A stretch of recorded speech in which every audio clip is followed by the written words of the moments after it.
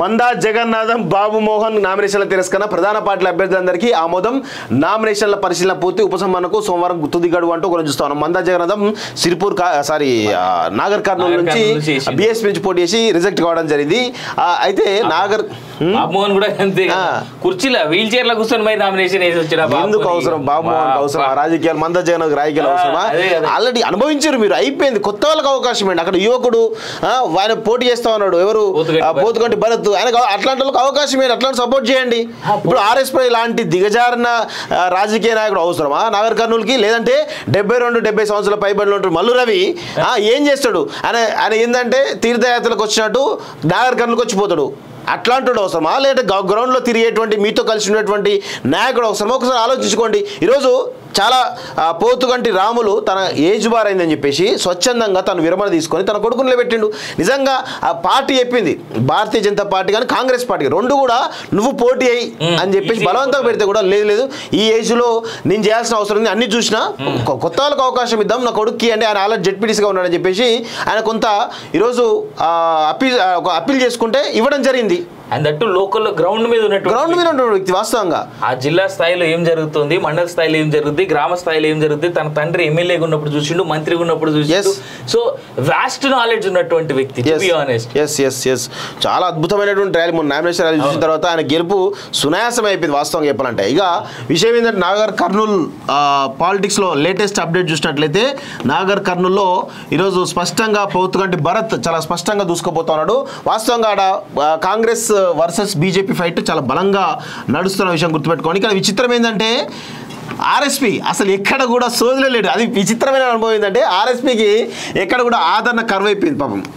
కానీ ఇక్కడ ఈయన వేస్తున్నటువంటి పాపం రోజు ప్రచారం చేస్తూ ఉంటే నవ్వొస్తా ఉంది వాస్తవం చెప్పాలంటే. ఆయన ఒక సిద్ధాంతం పరంగా ఇక్కడ ఉన్నటువంటి అట్టడుగు వర్గాలకు ఆశాజ్యోతిగా ఉండేటువంటి ఆర్ఎస్పీ ఈరోజు కేసీఆర్ కేసీఆర్ దగ్గర మోకరిల్లి కేసీఆర్ దగ్గర బాంచనగిరి చేస్తుంటే ఈరోజు ముఖ్యంగా అట్టడుగు వర్గాలు ఎవరైతే ఈయనను ఫాలో అయినటువంటి స్వారోస్ ఎవరైతే ఉన్నారో వాళ్ళందరూ కూడా ఈరోజు పెద్ద ఎత్తున ఈయన పైన ఇక ఉంచుడు ఒకటే తక్కువ, మిగతా అంతా ఇక ఆయన ఎంత తిట్టాలో అంత తిడుతూనే ఉన్నారు వాస్తవంగా చెప్పాలంటే. సో ఇక్కడ ఈయనకు డిపాజిట్ వచ్చేటువంటి పరిస్థితి కూడా లేదు వాస్తవంగా. సో ఇక్కడ పోతుగంటి భరత్ అదేవిధంగా మల్లు రవి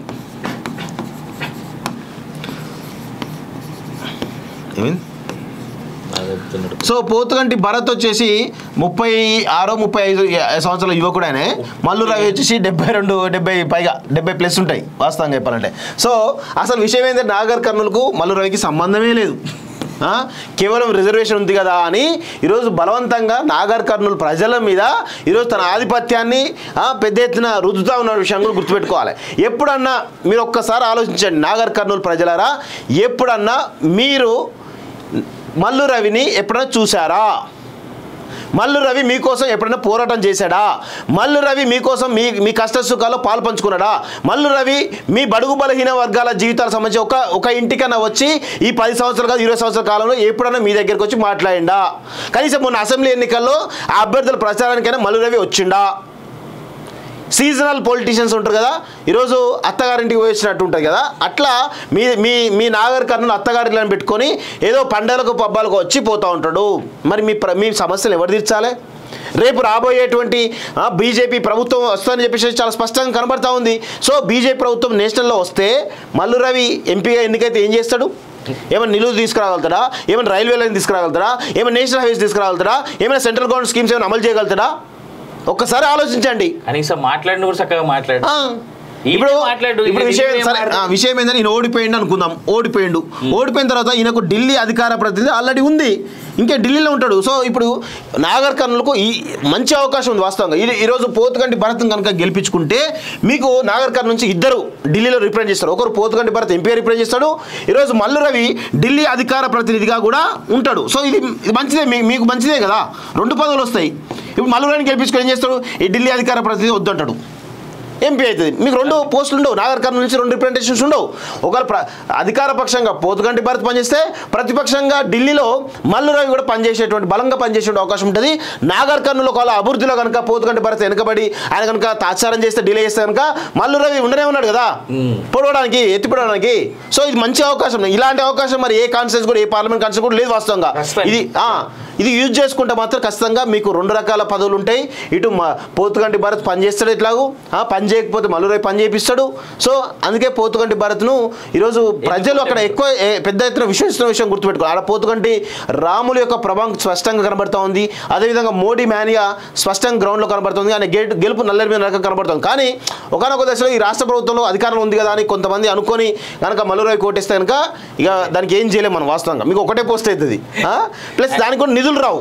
అంటే ప్రతిపక్షంలో ఉన్నప్పుడు కొంత ఇబ్బందికర పరిస్థితి ఉంటుంది. అధికార పక్షంలో ఉంటే భరత్ లాంటి ఒక ఎడ్యుకేటెడ్ పర్సన్, యువకుడు కాబట్టి మొత్తం అందరు కేంద్ర మంత్రులను కలిసి నీ నాగర్ కర్నూలు వెనుకబడి నాగర్ కర్నూలు ఏం చేయాలనో అది చేసేటువంటి ప్రయత్నం చేస్తాడు. వాస్తవంగా దట్టు నేను ఇక్కడ ఒక పాయింట్ యాడ్ చేయాలన్నా, నిన్న మనం సిర్పూర్ కాగజ్నగర్ ఎమ్మెల్యేని ఇంటర్వ్యూ చేస్తాం, హరీష్ పాల్వాయి.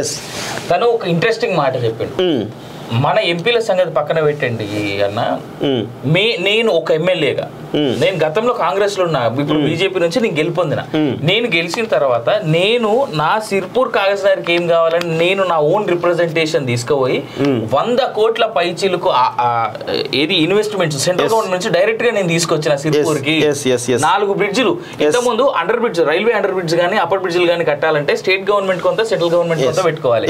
ఇప్పుడు ఏంది, రైల్వేకి సంబంధించి రైల్వే ట్రాక్స్ ఉన్న చోట ఎక్కడైనా సరే కంప్లీట్ ఫండ్ 100% మొత్తం సెంట్రల్ గవర్నమెంట్. సో అట్లా నేను 100 కోట్ల పైచీలకు తీసుకొచ్చిన. ఇంకా హైవేలు కొంచెం ఇప్పటివరకు 4 lanes ఉన్నాయి, దాన్ని 6 lanes లేదా 8 lanes చేయాలని ప్రతిపాదికన కూడా నేను పెట్టిన. అదే కాకుండా మాకు ఆదిలాబాద్ నుంచి గడ్చిరోలి వరకు సపరేట్ లైన్ కావాలి, ఆ ప్రపోజల్ కూడా నేను పెట్టిన అని చెప్తాను. అంటే ఈ 4-5 కాలంలో ఒక్క ఎమ్మెల్యే, అది నువ్వు ఎంపీ గురించి నేను మాట్లాడతలేను ఇక్కడ, కేవలం ఒక ఎమ్మెల్యే ఢిల్లీకి పోయి ఆయన పెట్టుకునేటువంటి రిప్రజెంటేషన్స్ ఇవి. అండ్ వీటి రిప్రజెంటేషన్స్ ఆల్రెడీ యాక్సెప్ట్ అయినాయి. మోర్ ఓవర్ ఇంకోటి ఏంటంటే, ఒక ఎమ్మెల్యేనే 100 కోట్ల పైచీలకు తాను ఉన్నటువంటి ఎమ్మెల్యే కాన్స్టిట్యున్సీకి పట్టుకు రాగలిగితే ఒక బీజేపీ ఎమ్మెల్యే, ఇంకొక బీజేపీ ఎంపీ అదే స్థానం నుంచి ఉంటే ఎంత చేయగలడు. నేను పోతుగంటి రవి కోసం మాట్లాడుతున్నా, పోతుగంటి భరత్ ఒక్కడనే కాదు, ఇన్ఫాక్ట్ ఏ ఎంపీ గెలిచిన బీజేపీ నుంచి ఇవాళ మనం చూసుకుందాం, కిషన్ రెడ్డి నిజంగా ఏం చేసిండు సెంట్రల్ మినిస్టర్ ఉండే అనేటువంటి వాళ్ళకి కూడా చాలా మందికి తెలియదు అనుకుంటా. సమ్మక్క సారక్క 3 సంవత్సరాలకు ఒకసారి జరుగుతుంది. దానికి జాతీయ స్థాయి ఇవ్వలేం, కానీ జాతీయ స్థాయిలో జరిగేటువంటి ఏ పండగకి ఇవ్వాల్సినటువంటి ఫండింగ్ అయినా సపోర్ట్ అయినా మేము ఇస్తాం అనేటువంటి మాట బీజేపీ చెప్పడం జరిగింది. సో ఆ మాట చెప్పగలిగింది బీజేపీ అని అంటే దాని వెనకాల కిషన్ రెడ్డి కృషి లేదా? సింపుల్ మాట. రెండోది, ఎవ్రీ ఇయర్ మనం చేసుకునేటువంటి మన సికింద్రాబాద్ బోనాలు, దానికి జాతీయ స్థాయి గుర్తింపు కేవలం కేసీఆర్ వల్లనే వచ్చిందంటే అది కాదు కదా. సో ఇట్లా ఒక బీజేపీ ఎమ్మెల్యే, బీజేపీ అధికారంలో ఎంపీ ఉంటే మన కాన్స్టిట్యున్సీ నుంచి, అది ఏ కాన్స్టిట్యున్సీ అయినా కావచ్చు, 17 నియోజకవర్గాలు మనకి పార్లమెంట్ నియోజకవర్గాలు, ఎక్కడి నుంచి మన ఎంపీ గెలిచినా మనం బలంగా వెళ్ళి ఆయన ఇంట్లో కూర్చొని నాకు ఇది కావాలని మీరు చేపించి పెట్టండి మనం అడగవచ్చు. సో అది వీళ్ళు అడిగేందుకు అవకాశం లేదు. మల్లురావికి అసలే ఉండదు. వాస్తవంగా మల్లురావి గెలిచిందంటే పోయి ఢిల్లీలో ఉంటాడు తప్ప, ఢిల్లీలో హైదరాబాద్ ఉంటాడు తప్ప, నాగర్ కర్నూలు ఉంటాడా? ఒకవేళ పోతుగంటి భరత్ గెలిస్తే నాగర్ కర్నూలు ఢిల్లీలో తప్ప హైదరాబాద్ ఉంటాడు. ఆయన ఛాన్సే లేదు. పొద్దున్న లేస్తే పొద్దున పోయి అటు ఉంటాడు, సాయంత్రం కల్లా మళ్ళీ నాగర్ కర్నూలుకి వచ్చి ఉంటాడు. ఎంత హైదరాబాద్ నుంచి 2 గంటలు గంటన్నర ఉంటుందట. మరి అలాంటి పరిస్థితి మల్లురావికి ఉంటుందా? మల్లురావి తంతే లేనాడు గట్టిగా మల్లురావి ఒక్క 10 రోజులు వరుసగా ఢిల్లీ హైదరాబాద్, ఢిల్లీ నాగర్ కర్నూలు జర్నీ చేస్తే 11వ రోజు నుంచి మళ్ళీ 35వ రోజు దాకా లేవడు. సో ఇది పరిస్థితి నాగర్ కర్నూలులో. ఈ విధంగా పరిస్థితి అయితే ఉంది. దయచేసి నాగర్ కర్నూలు ప్రజలారా గమనించుకోండి. ఇక మీరు ఎట్లా ఓట్లేస్తారో ఓట్లేసుకోండి. మీ అభివృద్ధి కోసం ఓట్లేస్తారా లేకపోతే ఇంక దేనికి ఇస్తారో చూసుకోండి. ఇక నెక్స్ట్